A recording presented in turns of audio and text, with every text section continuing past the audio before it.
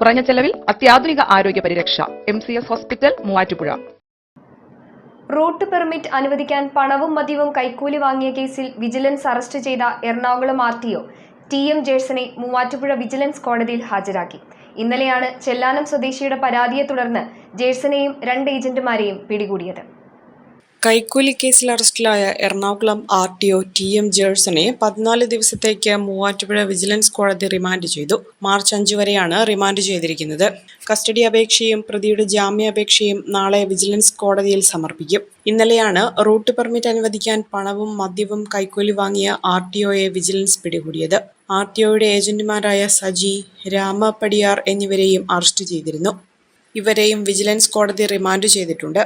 RTOയുടെ ഇടപ്പള്ളിയിലെ വീട്ടിൽ നടത്തിയ പരിശോധനയിൽ പണവും നിരവധി മദ്യക്കുപ്പികളും വിജിലൻസ് കണ്ടെത്തിയിരുന്നു.